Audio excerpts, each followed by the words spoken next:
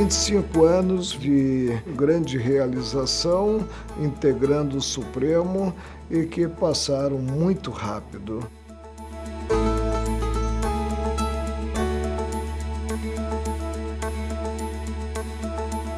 Nada gratifica mais o homem do que servir ao seu semelhante. E quando ele serve ao semelhante como Estado juiz, né, o proveito que ele tem é muito maior. A realização como cidadão, como pessoa humana, é insuplantável.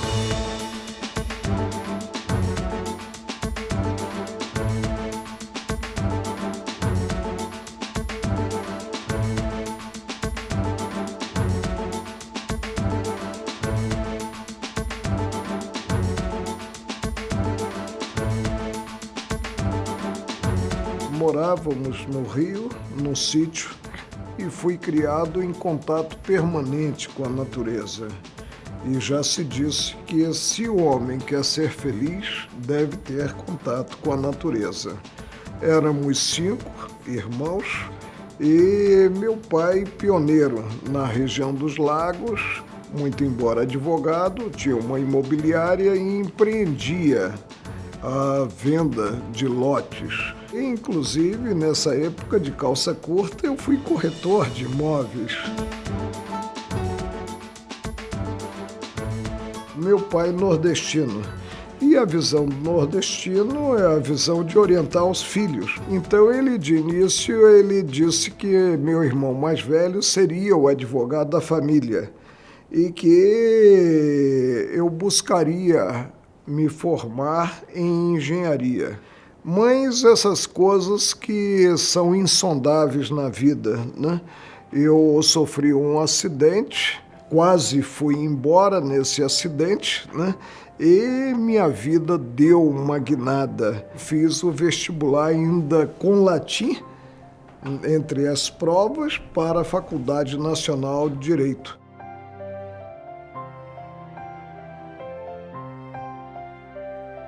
Se eu não me imaginava juiz, o que poderia dizer quanto juiz integrando com esse pomposo título de ministro um tribunal superior? Com a idade mínima de 35 anos, eu cheguei a Brasília, cheguei ao Tribunal Superior do Trabalho. E digo que cheguei com todo entusiasmo que eu mantenho até os dias de hoje.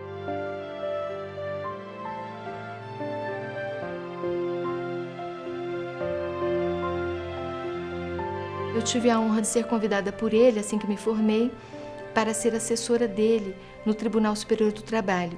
E ali também percebi a coerência do comportamento dele. Ele sempre dizia no gabinete, eu não estou preocupado apenas em acertar, eu não quero convencer os meus pares, estou preocupado com o justo.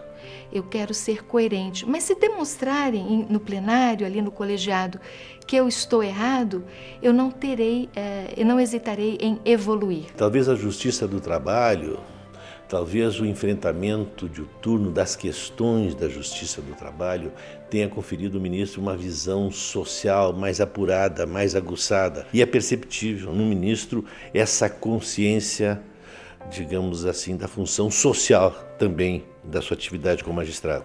O Tribunal Superior do Trabalho, pela própria natureza da sua atividade, é um tribunal especial pela matéria trabalhista, diferente da atuação primordial do Supremo, que é a matéria constitucional. Mas o ministro parece que já chegou prontinho para enfrentar a matéria constitucional e rapidamente ele se inseriu naquele contexto do Supremo Tribunal Federal. Jamais a Justiça do Trabalho teve um integrante compondo a mais alta corte do país, que é o Supremo. Fui nomeado e assumi no dia 13 de junho, juntamente com o ministro Carlos Veloso, né, a cadeira no Supremo, e aqui estou até hoje.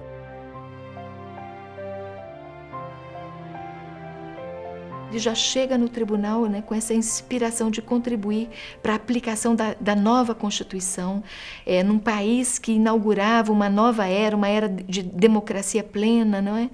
E democracia esta que exige respeito absoluto às garantias individuais. Se percebe a relação, eu diria assim, de intimidade incontida que ele tem com a Constituição. Ele fala sobre a Constituição sem necessidade de consultá-la. Mais importante do que a formação técnica é a formação humanística. Por que a formação humanística? Porque as leis são feitas para os homens, não o inverso. Nós não podemos atuar nesse campo exercendo, como eu disse, essa missão sublime, que é a missão de julgar, olvidando que o direito é direcionado ao restabelecimento da paz social, à boa convivência entre os cidadãos.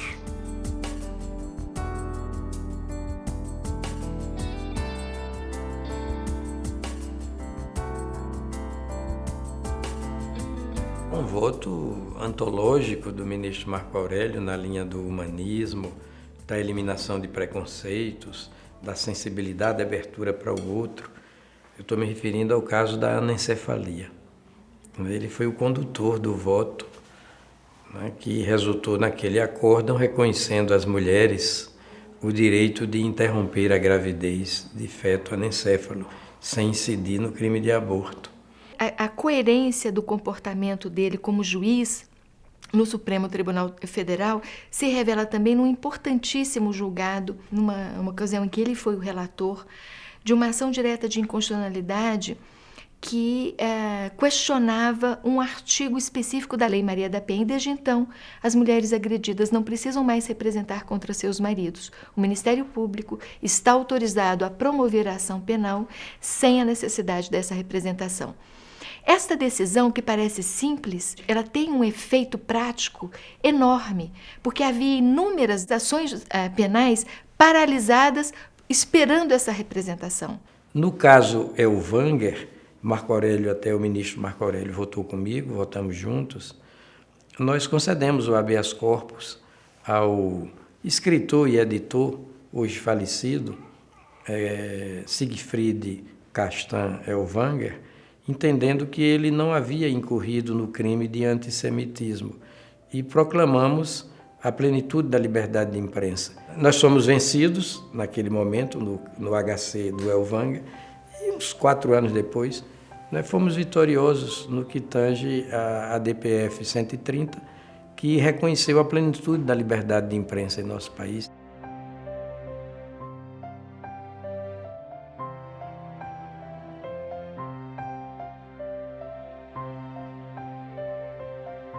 Ele faz questão de defender com muita veemência as posições que ele assume, porque são fruto, e eu percebo isso, de muita reflexão anterior. Se percebe que essa insistência na defesa das posições não é por vaidade, e sim por convicção. Tanto que nós poderíamos declinar aqui diversas situações em que, anos atrás, a posição do ministro Marco Aurélio no colegiado era do magistrado vencido, do único voto vencido. E, com o passar do tempo, essa posição foi crescendo e acabou se tornando a posição dominante da corte. Eu poderia e teria inteligência suficiente para formar sempre na corrente majoritária, mas se eu fizesse, não cumpriria o meu dever de juiz. Atuo de forma espontânea, atuo com pureza d'alma e a partir apenas da minha ciência e consciência. E costumo dizer que processo não tem capa, tem conteúdo, e que não ocupo cadeira voltada a relações públicas. Há uma característica muito forte dele, que é reconhecida por todo mundo, e todo mundo conhece isso, que é uma prerrogativa de todos os magistrados, que é o livre convencimento na sua atuação. O ministro Marco Aurélio leva isso com muito significado, e daí é que vem aquilo que sempre se diz, ele é muitas vezes vencido, mas ele não é um vencido porque está querendo se contrapor à maioria. Mas ele é um vencido por convencimento próprio, convencido das suas posições.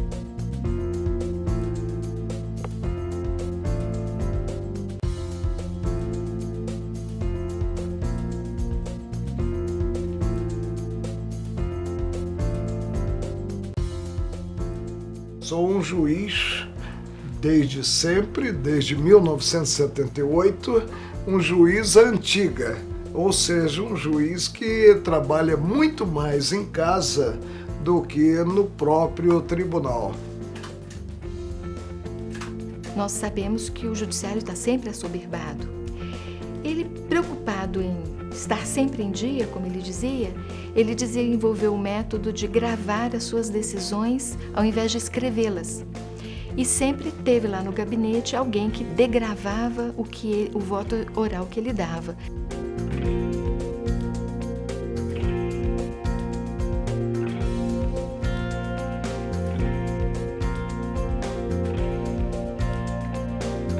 Eu sou muito metódico, né, no meu procedimento. Nas audiências que ele marca para os advogados, para as partes, enfim, se essa audiência é às 19h10, é 19h10, não é 19h15, não é 19h12, às 19h10.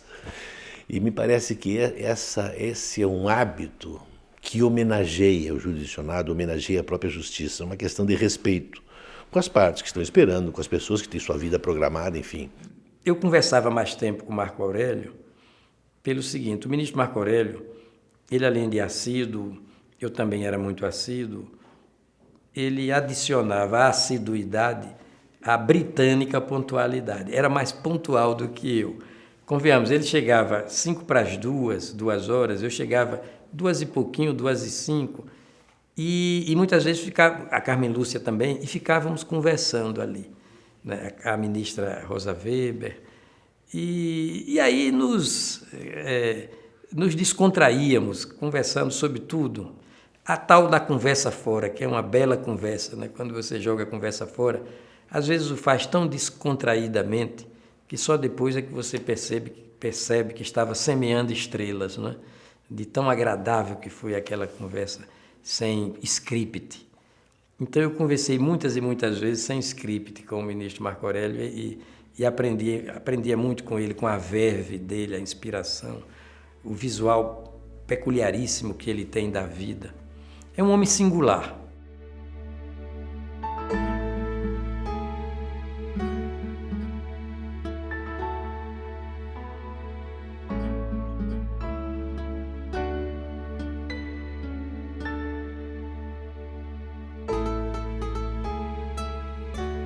A atuação dele no eleitoral precisa ser muito destacada, porque o ministro Marco Aurélio tem um apreço muito grande pelo Tribunal Superior Eleitoral. Nós tivemos integrantes do Supremo que renunciaram à cadeira no Tribunal Superior Eleitoral. Agora convocado, eu digo presente. E aí a história me reservou 3 passagens pela presidência do Tribunal Superior Eleitoral. Em 1996, eu fui o marechal de campo, porque a criação decorreu da gestão anterior do ministro Carlos Veloso, um marechal de campo no implemento da urna eletrônica, e era um mistério. O ministro Marco Aurélio foi o grande, digamos assim, para-raio de todas aquelas, digamos, rejeições que existiam ao advento da informatização da justiça eleitoral, do próprio processo eleitoral, enfim, porque era uma coisa nova e todo novo gera insegurança. Então as resistências eram muito graves, muito sérias. Eu sou um partícipe da busca de dias melhores para esta sofrida república. E me tornei um interlocutor, né, credenciado para veicular ideias. E veicular ideias de acordo com o que eu penso que deveria ser principalmente a administração pública. E aí eu parto de um pressuposto que o cargo existe não para aquele que ocupa se servir do cargo, mas para servir à sociedade como um grande todo. É o governo do poder público perante o público, desnudadamente, com toda a transparência ou visibilidade. E o judiciário não deve fugir à regra. É preciso que o judiciário trabalhe mesmo à luz do dia, não é, sob o olhar aceso, focado de toda a nação brasileira. E o ministro Marco Aurélio foi arauto dessa ideia e fez essa ideia, a partir do Supremo Tribunal Federal, fez dessa ideia uma realidade, a TV Justiça.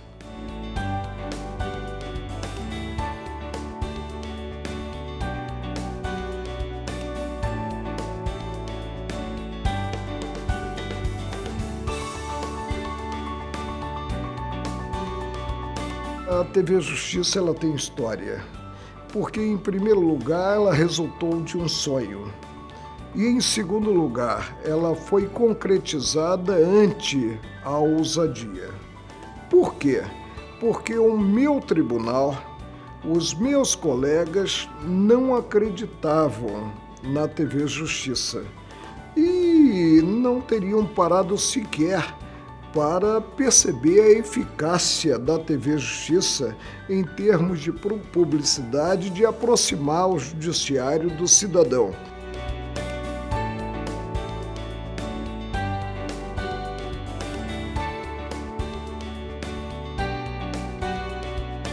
Dentro daquela coragem dele de fazer as coisas, ele foi para diante, fez o projeto e começou do zero. TV Justiça é igualzinha ao terreno da casa dele, zero. Não tinha nada. E a TV Justiça mesmo, porque ninguém acreditava, fazer uma televisão para o judiciário. Eu acreditava tanto na vinda da TV Justiça que, enquanto tramitava o projeto de criação, eu tocava as obras físicas. E tocava as obras físicas sabendo que os meus pares não concordavam em si com a TV Justiça e a existência da TV Justiça. Posteriormente, nós tivemos, de uma ala conservadora do tribunal, uma reação para não se transmitir ao vivo as sessões.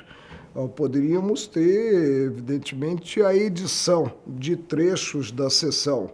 E eu estava com uma viagem a convite de um governo estrangeiro, né, com os demais presidentes dos tribunais superiores ao exterior, e pedi apenas que me dessem um crédito de confiança, que no retorno conversaríamos a respeito. Quando eu retornei, a visão já era outra, nada como a passagem do tempo. A TV Justiça, digamos assim, desnudou, né, as entranhas do Poder Judiciário, principalmente do Supremo Tribunal Federal, para o país inteiro. Aquilo que era um grande mistério para o cidadão comum passou a ser uma coisa do seu cotidiano. Já há algum tempo atrás, viajando profissionalmente, eu estava indo para o aeroporto de João Pessoa. Peguei um táxi e um motorista, uma pessoa muito simples, enfim, me perguntou quem eu era, para onde eu ia. Eu falei, sou advogado, moro em Brasília, enfim. E ele começou a falar dos ministros do Supremo com uma intimidade, como se fosse, desculpe a expressão, da turma dele. Porque o Marco Aurélio, porque o Pertence, porque o Jobim, porque o Veloso, mas falando de uma forma, assim, digamos, respeitosa, né? Ao mesmo tempo, digamos assim, com familiaridade sobre as manifestações, sobre as atuações do Supremo Tribunal Federal. Então isso eu achei, digamos assim, de um valor inestimável para a própria cidadania. Esse é um espírito de pessoa avançada, e aí, desculpe falar, mas é um pouco de espírito carioca, de gostar de coisas avançadas e tal, e falar e participar. Como ele conversa muito com todo mundo, com as pessoas, com liberdade, isso também dá um feedback muito forte para ele de inovações. Quer dizer, ele não é um profissional, só pensa na profissão, exclusivamente. Ele está vendo a sociedade em volta, que é muito importante, até para julgar.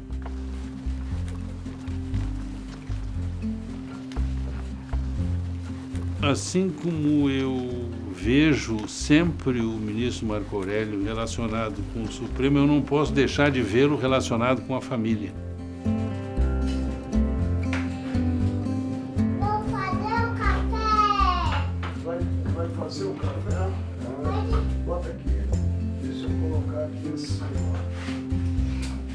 Tá bom, já vi muita coisa aqui. O ambiente da família do ministro Marco Aurélio é muito saudável. Eu fui criado assim, comendo o que se tinha em casa. Tem um rapaz que trabalha comigo, nós já há praticamente 35 anos. E ele tinha uma fazendinha, ele trocava, né? Levava para lá para poder cruzar e trazia a vaca já com bezerro dando leite.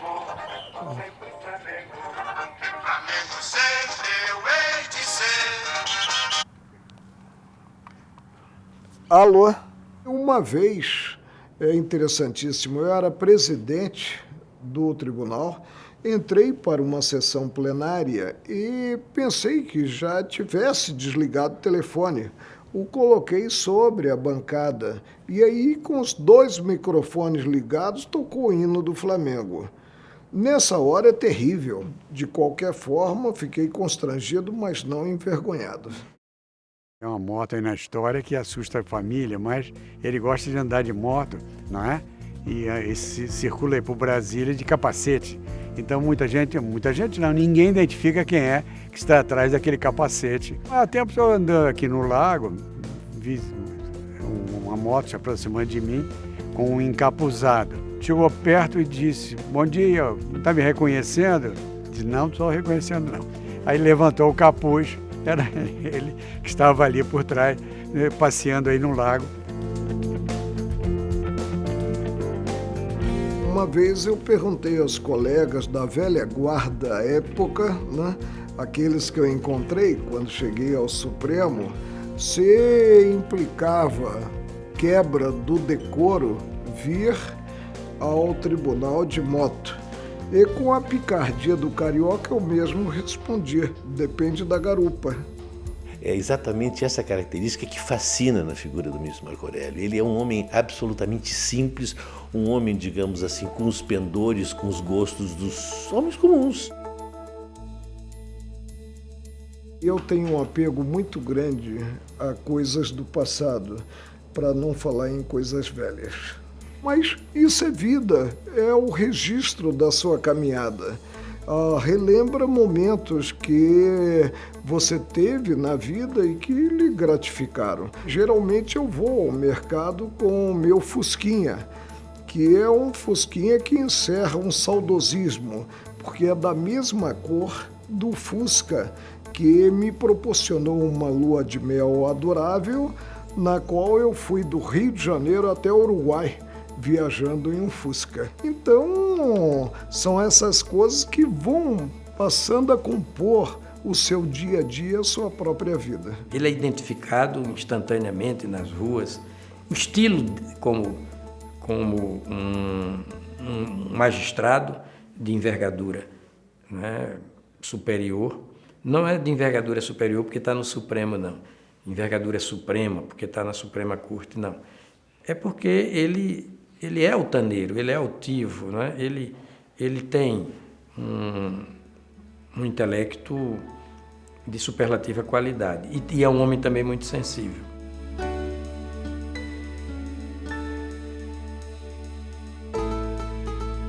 O ministro Marco Aurélio foi uma das maiores expressões do Supremo Tribunal Federal nesses últimos 25 anos. Eu vou repetir o que eu disse a ele no dia subsequente à aprovação da emenda chamada PEC da Bengala.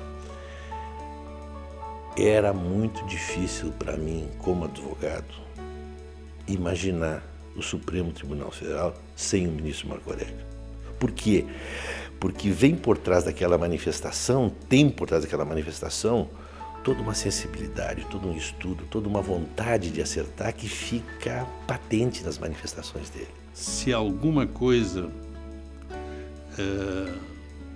produziu de bom esta emenda constitucional que alterou o teto da aposentadoria compulsória foi a de permanência do ministro Marco Aurélio no Supremo, porque me parece que ele tem o mesmo ânimo, tem a mesma vocação, tem a mesma determinação de que quando ele começou.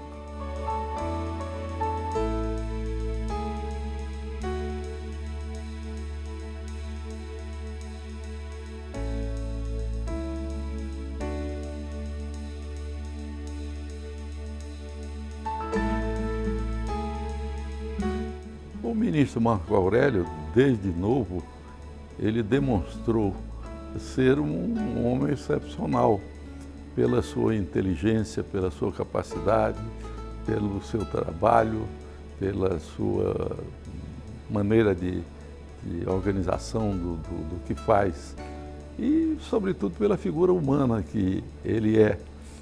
De maneira que esses 25 anos aqui no Supremo, eles deviam ser realmente comemorados, porque ele tem marcado a sua presença aqui pelo seu conhecimento, pela sua sabedoria, pela sua experiência e, ao mesmo tempo, ele tem contribuído para a formação de uma jurisprudência que está na história do Supremo e que será marcante na história do direito brasileiro. Marco Aurélio tem uma personalidade forte, marcante. Ele é um argumentador poderoso, forte, convincente. Quando ele se convence do acerto de um ponto de vista, ele faz a defesa desse ponto de vista com muita competência, muito empenho, muito vigor. Desde que assumiu como juiz, ele tem a coragem de cobrar coerência nas decisões, não é? A coragem em implantar mecanismos que auxiliem transparência e publicidade. Tem sempre a inspiração de servir ao público, de fortalecer a instituição. O nosso compromisso maior, como eu sempre ressalto, é com a lei das leis, a Constituição Federal. É com o direito posto, é com a busca de dias melhores, pelo menos para as gerações futuras. E a minha espontaneidade aí é absoluta.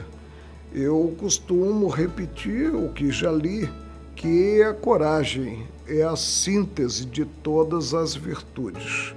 Não adianta você ser virtuoso se você não tem a coragem de veicular o que você pensa, o que você imagina que seja o ideal para a sociedade. É impressionante a vitalidade que ele tem depois de décadas como julgador, que ele consegue manter a mesma chama, a mesma identidade, a mesma vontade de trabalhar como se fosse um juiz novinho, que tivesse começado a sua vida e está diante do primeiro processo da carreira dele. Eu entro na sessão com um sorriso e saio com o mesmo sorriso. Confirmei na atuação que tenho a máxima de Confúcio. Elege um trabalho que te dê prazer e não trabalharás um dia sequer. Para mim, o trabalho é realização humana.